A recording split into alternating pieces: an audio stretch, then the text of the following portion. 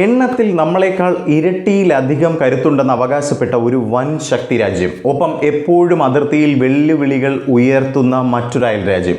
ഈ രണ്ടു രാജ്യങ്ങളെയും ഒരൊറ്റ കുതിപ്പ് കൊണ്ട് പിന്നിലാക്കി ഭാരതം ഇന്ന് ആഗോളതലത്തിൽ ഒരു പുതിയ ചരിത്രം കുറിച്ചിരിക്കുകയാണ്. അതെ, ലോകത്തെ ഏറ്റവും പുതിയ സൈനിക വ്യോമശക്തികളുടെ റാങ്കിംഗ് പുറത്തു വരുമ്പോൾ വൻ ശക്തികളെപ്പോലും അമ്പരപ്പിച്ചുകൊണ്ട് ഭാരതത്തിൻ്റെ വ്യോമസേന ഒരു വൻ നേട്ടം സ്വന്തമാക്കിയിരിക്കുകയാണ്. ഈ നേട്ടത്തിന് പിന്നിലെ പ്രധാന കാരണം കേവലം വിമാനങ്ങളുടെ എണ്ണമല്ല, മറിച്ച് നമ്മുടെ നരേന്ദ്രമോദി സർക്കാരിൻ്റെ കൃത്യമായ ആസൂത്രണവും പ്രതിരോധ മേഖലയിലെ ആധുനികവൽക്കരണവുമാണ്. ഈ പട്ടികയിൽ ചൈനയുടെ സ്ഥാനം എവിടെയാണ്? പാകിസ്ഥാൻ്റെ യഥാർത്ഥ അവസ്ഥ എന്താണ്? കേട്ടാൽ ഏതൊരു ഭാരതീയൻ്റെയും നെഞ്ചു വിരിഞ്ഞ അഭിമാനത്തോടു കൂടി നിൽക്കാൻ കഴിയുന്നൊരു വാർത്ത തന്നെയാണ്. വീഡിയോ അവസാനം വരെ കാണുക. വാർത്ത ഞാൻ വിശദമാക്കാം. പ്രിയ പ്രേക്ഷകർക്ക് പേജ് ഡോട്ടിലേക്ക് സ്വാഗതം. ലോകമെമ്പാടുമുള്ള വ്യോമസേനകളുടെ ശേഷി വിലയിരുത്തുന്ന പ്രശസ്ത ആഗോള സംഘടനയായ WDMMA, അതായത് world directory of modern military aircraft, തങ്ങളുടെ 2026 ഏറ്റവും പുതിയ ആഗോള എയർ പവർ റാങ്കിംഗ് പുറത്തുവിട്ടിരിക്കുകയാണ്. വെറുതെ വിമാനങ്ങളുടെ എണ്ണം മാത്രം നോക്കിയല്ല ഇവർ ഈ റാങ്കിങ് തയ്യാറാക്കുന്നത്, മറിച്ച് ഈ വിമാനങ്ങളുടെ സാങ്കേതിക മികവ്, സേനയുടെ ആധുനികത, ലോജിസ്റ്റിക് സൗകര്യങ്ങൾ, സ്വന്തമായി വിമാനങ്ങൾ നിർമ്മിക്കാനുള്ള രാജ്യത്തിൻ്റെ ശേഷി എന്നിവയെല്ലാം അളക്കുന്ന ട്രൂ വാല്യൂ റേറ്റിംഗ് അഥവാ TVR അടിസ്ഥാനമാക്കിയാണ് ഇത് നടക്കുന്നത്.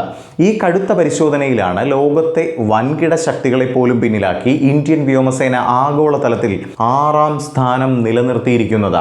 നമ്മുടെ ആകെ ട്രൂ വാല്യൂ റേറ്റിംഗ് എന്നത് 69.4 ആണ്. ഇവിടെയാണ് ഈ കഥയിലെ ഏറ്റവും വലിയ ട്വിസ്റ്റ് ഒളിഞ്ഞിരിക്കുന്നത്.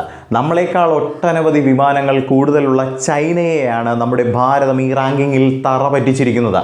ചൈനയുടെ വ്യോമസേനയ്ക്ക് 3733 വ്യോമയാന യൂണിറ്റുകൾ ഉള്ളപ്പോൾ നമുക്ക് 1716 യൂണിറ്റുകൾ മാത്രമാണ് ഉള്ളത്. പക്ഷേ സാങ്കേതിക മികവിലും ഗുണനിലവാരത്തിലും ഭാരതം ചൈനയേക്കാൾ എത്രയോ മുന്നിലാണെന്നതാണ് ഈ റേറ്റിംഗ് അടിവരയിട്ട് പറയുന്നത്. ചൈന 7ാം സ്ഥാനത്തേക്ക് തള്ളപ്പെട്ടപ്പോൾ ഭാരതം 6ാം സ്ഥാനത്ത് തിളങ്ങി നിൽക്കുകയാണെന്നതും നമ്മൾ ഭാരതീയർക്ക് അഭിമാനമുണ്ടാക്കുന്ന ഒരു വസ്തുതയായി നിലനിൽക്കുന്നുണ്ട്. എണ്ണക്കൂടുതൽ കൊണ്ട് മാത്രം ഒരു കാര്യവുമില്ലെന്നും കൃത്യമായ തന്ത്രവും മികച്ച സാങ്കേതിക വിദ്യയും ഉണ്ടെങ്കിൽ ഏത് വൻ ശക്തിയെയും മറികടക്കാൻ കഴിയുമെന്നതാണ് നമ്മുടെ ഭാരതം തെളിയിച്ചിരിക്കുന്നത്. ഒന്ന് ആലോചിച്ച് നോക്കൂ, നമുക്കുള്ളതിനേക്കാൾ 1000-ലേറെ അല്ലെങ്കിൽ 1000-ന് മുകളിൽ യൂണിറ്റുകൾ ചൈനയ്ക്കുണ്ട്. എന്നാലും നമ്മുടെ ഇന്ത്യയുടെ പേര് കേട്ടതിന് ശേഷം മാത്രമേ ചൈനയുടേത് കേൾക്കുന്നുള്ളൂ എന്നതാണ് വസ്തുത. എന്നാൽ ഇതിലും വലിയ കൗതുകം എന്താണെന്നാൽ ഒപ്പമുള്ള പാകിസ്ഥാൻ്റെ റാങ്ക് കാണുമ്പോഴാണ് കേട്ടോ.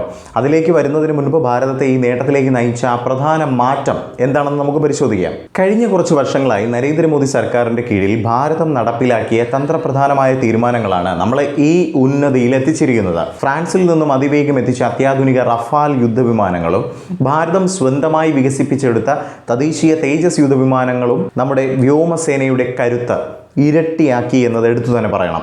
ആത്മനിർഭർ ഭാരത് പദ്ധതിയിലൂടെ പ്രതിരോധ മേഖലയിൽ സ്വയം പര്യാപ്തത നേടുക എന്ന സർക്കാരിൻ്റെ ലക്ഷ്യം ഇന്ന് യാഥാർത്ഥ്യമാവുകയാണ്. ഇനി നമുക്ക് നേരത്തെ പറഞ്ഞ കാര്യത്തിലേക്ക് വരാം. അയൽ രാജ്യമായ പാകിസ്ഥാന്റെ അവസ്ഥ നമുക്കൊന്ന് പരിശോധിക്കാം. വലിയ അവകാശവാദങ്ങൾ ഉന്നയിക്കാറുള്ള പാകിസ്ഥാൻ വ്യോമസേന ഈ പട്ടികയിൽ വെറും 18ാം സ്ഥാനത്താണ് കേട്ടോ. വെറും 46.3 മാത്രമാണ് അവരുടെ റേറ്റിംഗ്. ജർമ്മനിയേക്കാൾ നേരിയ വ്യത്യാസത്തിൽ മാത്രമാണ് അവർ മുന്നിലുള്ളത്. മറ്റു രാജ്യങ്ങളിൽ നിന്ന് കടമെടുത്തും ചൈനയുടെ സഹായത്തോടെയും നിർമ്മിക്കുന്ന JF-17ഉം J-10Cയും അതുപോലെയുള്ള തുടങ്ങിയ മറ്റ് വിമാനങ്ങളെയും ആശ്രയിക്കുന്നതാണ് അവരുടെ ഈ പിന്നോക്കാവസ്ഥയ്ക്ക് കാരണം. മാത്രവുമല്ല, ഭാരതത്തിന് കരസേനയ്ക്കും നാവികസേനയ്ക്കും ശക്തമായ പ്രത്യേക വ്യോമ വിഭാഗങ്ങൾ, അതായത് ആർമി, നേവൽ, ഏവിയേഷൻ വേറെയുമുണ്ട്. എന്നാൽ പാകിസ്ഥാൻ അത്തരം ശക്തമായ മറ്റ് ആസ്തികളൊന്നുമില്ലെന്നാണ് ഈ റിപ്പോർട്ട് വ്യക്തമാക്കുന്നത്. ചുരുക്കത്തിൽ ഭാരതത്തിൻ്റെ പ്രതിരോധ വളർച്ചയ്ക്ക് മുന്നിൽ അവർ ബഹുദൂരം പിന്നിൽ തന്നെയാണ്. അമേരിക്കയും റഷ്യയും മുന്നിൽ നിൽക്കുന്ന ഈ ആഗോള പട്ടികയിൽ ആദ്യ 10-ൽ ഭാരതത്തിൻ്റെ വിശ്വസ്ത പങ്കാളിയായ ഫ്രാൻസും ഇസ്രായേലും ജപ്പാനും ഒക്കെയുണ്ട് കേട്ടോ. എന്നാൽ ഏഷ്യയിൽ ചൈനയെയും പാകിസ്ഥാനെയും ഒരുപോലെ പിന്നിലാക്കി ഭാരതം കാട്ടിയ ഈ മുന്നേറ്റം പുതിയ ഭാരതത്തിൻ്റെ നയതന്ത്ര പ്രതിരോധ വിജയം തന്നെയാണ്. നമ്മുടെ രാജ്യത്തിൻ്റെ ഈ അഭിമാന നേട്ടത്തെക്കുറിച്ച് നിങ്ങൾക്ക് എന്താണ് തോന്നുന്നതെന്ന് താഴെ കമൻറ്റ് ബോക്സിൽ അറിയിക്കുക. മറ്റൊരു വീഡിയോയുമായി കണ്ടുമുട്ടാം. ജയ് ഹിന്ദ്.